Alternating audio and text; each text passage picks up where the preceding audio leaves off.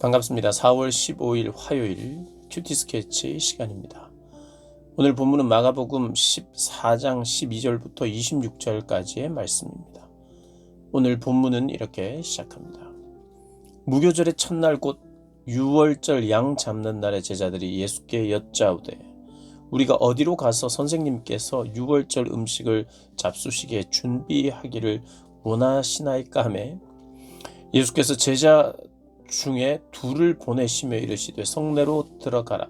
그리하면 물 한 동이를 가지고 가는 사람을 만나리니 그를 따라가서 어디든지 그가 들어가는 그 집 주인에게 이르되 선생님의 말씀이 내가 내 제자들과 함께 유월절 음식을 먹을 나의 객실이 어디 있느냐 하시더라 하라.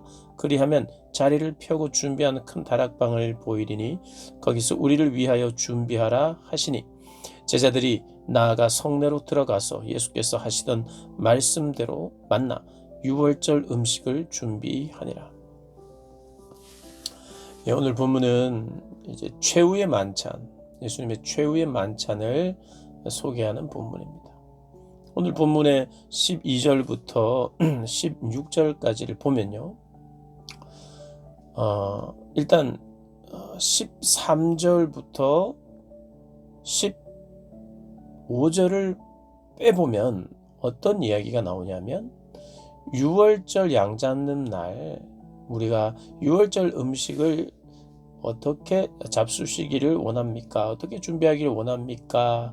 하자 16절에 제자들이 나가 성내로 들어가서 예수께서 하시던 말씀대로 유월절 음식을 준비했다. 유월절 음식이 준비가 됐어요. 그런데 이 유월절 음식이 어떻게 준비가 되었는가를 이제 13절부터 15절까지 표현하고 있습니다. 이걸 보면 예수님의 어떤 예지력 혹은 예수님의 신적 부르심 그런 것으로 말미암아 사람들을 보았고 물 한 동이를 가지고 오는 사람을 보았고 그 사람을 따라가서 그 사람이 집에 가서 예수님의 말씀을 하니까 이렇게 우리가 상상할 수 있죠. 천사를 보내시기도 하고 어떤 중요한 일을 예수님께서 그의 피조물인 인간에게 하나님의 권세가 있으니까 그들에게 미리 깨닫게 해서 기다리게 해서 예수님의 말씀이 그들에게 전달되고 그들이 그 이야기를 신적 부름을 듣자 그렇게 내어드리고 나귀도 내어드리고 오늘 본문에 나오지 않습니다만 이미 앞선 내용에서 6월절에 예루살렘에 올라가실 때 이미 나귀도 준비하고 이런 게 있죠. 그런 그 해석은 곧 예수님의 그 신적 기원 그리고 예수님의 특별하심을 드러내는 해석입니다. 그 해석이 좋은 해석이에요. 예수님이 어떻게 준비하셨나? 사람들을 사용해서 또 그 사람들의 순종을 이끌어내서 이렇게 했다. 그렇게 이제 해석을 하는 것 좋고요. 이런 학자들이 있습니다. 요즘 이제 학자들이 복음서를 연구하는 학자들이 이런 해석을 하는데 어떻게 해석하냐면 13절에 물 한 동이를 가지고 가는 사람을 만났다 할 때 물 한 동이를 가지고 간 사람이 누구냐? 헬라어로 보니까 남성 단수예요. 그러니까 남자가 물동이를 쥐고 있어요. 그러니까 보통 물동이를 여자가 쥐는데 남자가 쥐었다는 거. 그러니까 딱 쉽게 알아볼 수 있다는 거죠. 물동이를 든 사람이 남자다? 이거 좀 이상한데. 근데 그 사람을 따라가면 그 사람이 집주인이 여기 선생님이라고 되어 있어요. 14절에 선생님. 근데 여기 선생님은 또 헬라어로는 그 선생님입니다. 영어로는 the teacher 이렇게 되어 있죠. 그 사람. 그러니까 이 주인이 이 선생님을 안다는 거예요. 그리고 예수님이 지금 수배령이 내렸을 가능성이 있다. 그 종교 지도자들이 예수님을 잡으려고 했으니까. 그래서 이게 은밀하게 준비하기 위해서 예수님은 미리 모든 걸 준비해 놓으신 상태다. 그래서 이것은 미리 어떤 학자들은 나귀도 마찬가지로 미리 예수님이 말씀하시고 예를 들면 돈을 지불하기도 하시고 이렇게 해서 미리 준비하셨을 가능성도 있다. 그리고 그렇게 더 개연성이 있다라고 말하는 학자들이 있습니다. 제가 왜 이런 소개를 하냐 하면요. 신학이 발달하고 성경을 더 분석적으로 보기 시작하는 이제 발달이 되니까요. 그 예전에 이것을 기적으로 신적인 기원으로 해석하는 그 해석이 귀하지만 이런 가능성도 있다. 그래도 상관없다는 거예요. 왜냐하면 예수님이 지극히 인간적이고 상식적이고 이렇게 하셔도 괜찮은 일이라는 거예요. 그래서 제가 이제 왜 이렇게 목사가 이런 식으로 예전에는 이런 그것도 안 했는데 저도 한 부분을 이제 여러분에게 설명하는 거예요. 뭐냐면 이게 신적인 부르심과 기원이라도 괜찮고 그리고 혹시라도 예수님이 그렇게 준비하고 은밀하게 또 지금 상황 때문에 조심하시는 예수님 무슨 조심하실 필요가 뭐 있어요? 예수님이 도망 다닐 필요가 뭐 있습니까? 예수님은 어떨 때는요 피하기도 하시거든요. 예수님은 하나님이신데 그러나 인간의 몸으로 오셔서 인간으로 제한받기를 선택하셨기 때문에 제한이라는 것은요 제한된다는 것은 어떨 때는 몰라도 된다는 거예요. 예수님이 하나님인데 모르는 수가 있나? 근데 예수님이 어떤 부분에서 내가 몰랐어 할 때 그 모르는 게 예수님 존재가 모르는 존재라는 뜻이 아니라 인간의 한계 속에 들어오셨기 때문에 그분은 하나님으로서의 모든 것을 누리시고 하나님으로 이 땅에 사신 게 아니라 인간으로 사셨거든요.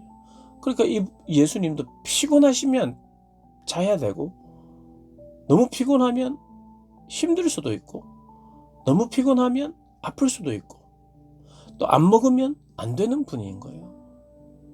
그래서 예수님의 신성과 인성이 이 복음서 안에서 예수님의 행적 안에서 고르게 적용되어도 이것이 하나님의 말씀을 이해하고 깨닫고 우리 구원을 이루어 가는데 문제가 없다는 거예요. 그래서 제가 지금 드리는 말씀은 우리 교단 교수님들, 종신 출신 그런 교수님들이 해석하는 또 해석의 한 부분이에요. 그렇게 전통적이진 않아요. 제가 급진적이거나 새로운 해석을 내놓는 게 아니라는 걸 지금 말씀드리는 거예요.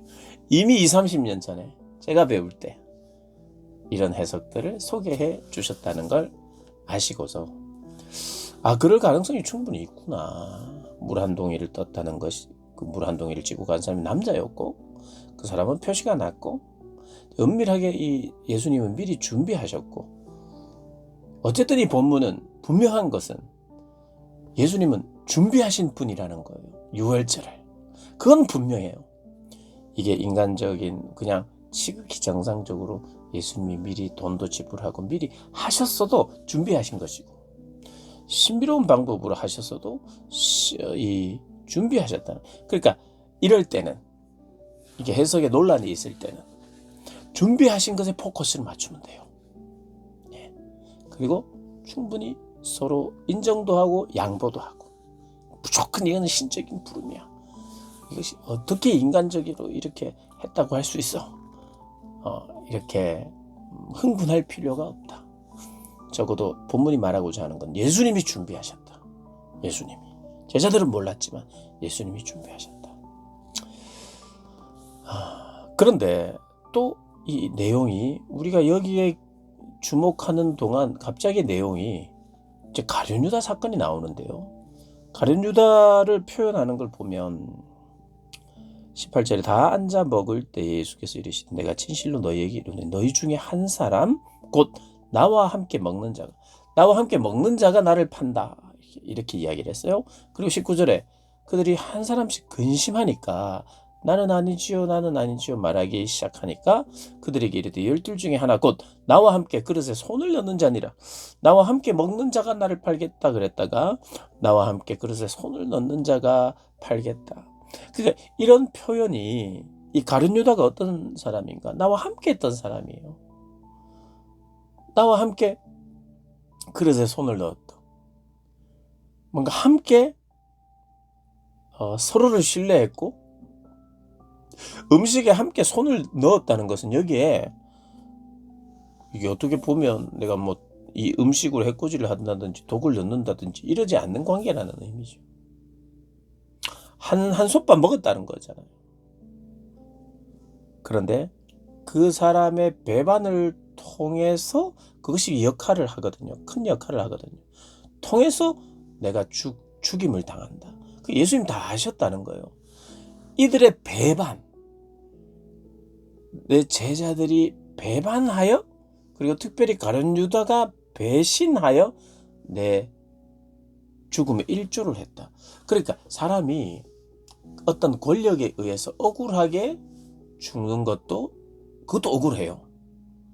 그런데 그 권력과 그 권력에게 나를 넘겨준 사람이 나의 측근이었다는 것을 알고 죽는 것과 철저하게 나쁜 악의 세력에 의해서 내가 죽는 것과 한솥밥을 먹는 사람의 고발로 말미암아 내가 죽는 것과 여러분 죽는 사람의 느낌이 완전히 다르겠죠. 성경은 예수님의 죽음을 그렇게 묘사합니다. 바라바냐 예수님이냐. 그 악한 바라바, 강도 바라바가 아니라 예수다 이거죠. 그 예수님의 죽음이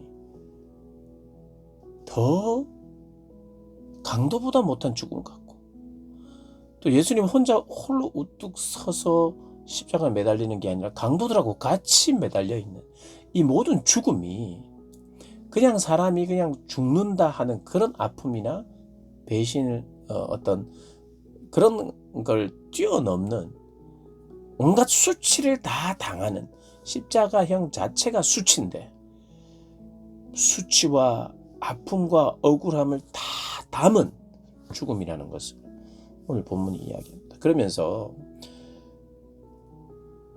참 21절에 인자는 자기에 대하여 기록된 대로 가거니와 예수님은 정해진 대로 지금 가고 있다는 거예요. 하나님의 뜻대로 움직인다는 거예요. 그럼 하나님의 뜻 안에 가룟 유다의 배반이 포함되어 있다는 거예요. 그런데 예수님이 이렇게 말씀하십니다. 인자를 파는 그 사람에게는 화가 있으리라. 그 사람은 차라리 나지 아니하였더라면 좋았을 것이다.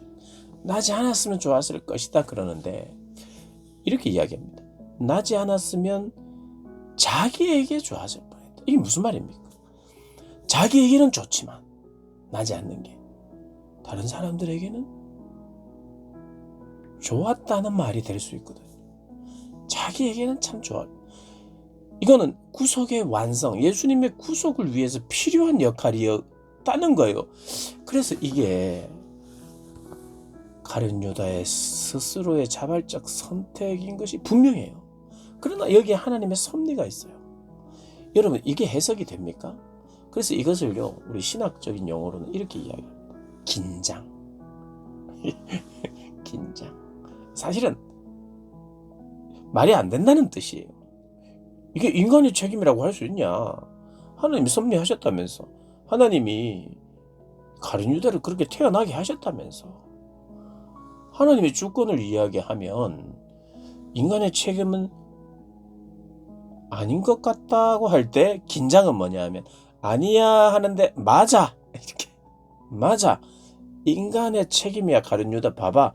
가룟 유다가 얼마든지 돌이킬 기회도 있었고 지금 여기 빵을 먹을 때 떡을 먹을 때 여기 함께 손을 넣는 자가 팔 것이다 막 하는 건 예수님이 기회 주신 거잖아.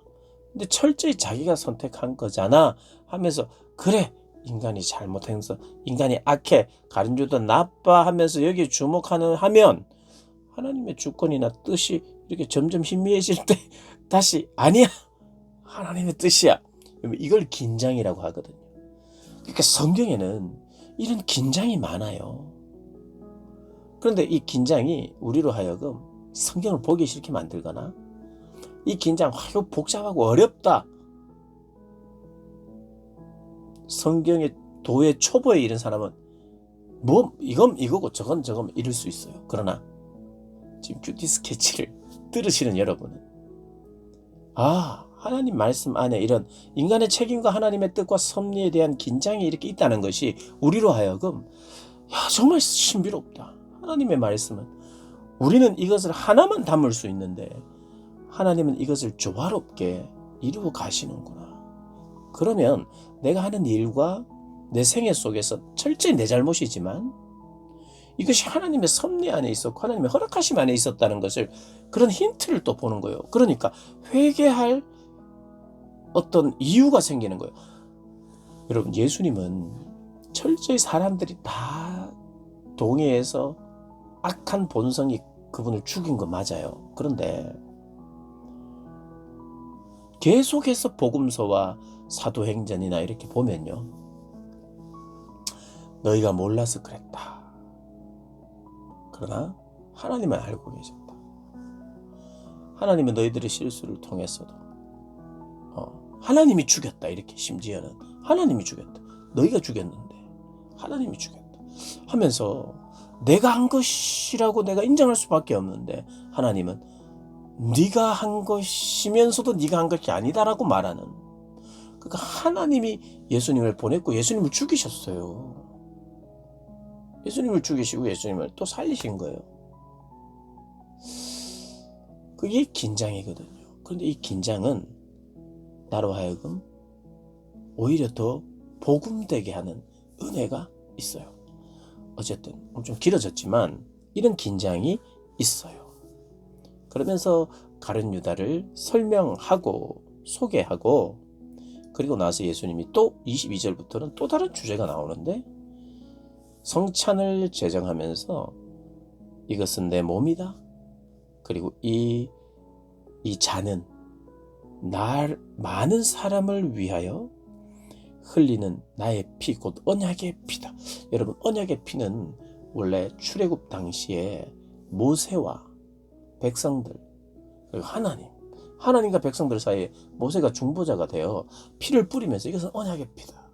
그래서 하나님이 이런 약속을 해주셨고, 하나님의 목숨을 걸고 이렇게 해주셨고, 우리도 목숨을 걸고 하나님의 말씀을 순종하는 그런 이런 계약의 시간에 언약의 피, 이것은 나의 피, 언약의 피. 그때는 짐승의 피였죠. 그런데 나의 피로 이 언약을 세운다 하면서 모세가 그때 세웠 말하고 하나님과 인간 사이를 그렇게 중보하며 언약을 맺어오신 하나님에 대한 그런 개념이 우리 안에 들어오면서도 이것은 짐승의 피가 아니라 그리스도의 피로 말미암아 당신의 죽음을 담보로 언약을 세우셔서 나의 목숨을 걸고 너의 목숨을 걸라고 하는 면에서는 또 이 언약의 피가 출애굽기와 연결이 되면서, 그러나 동시에 인간의 완벽한 실패에도 불구하고, 인간의 완전한 실패에도 불구하고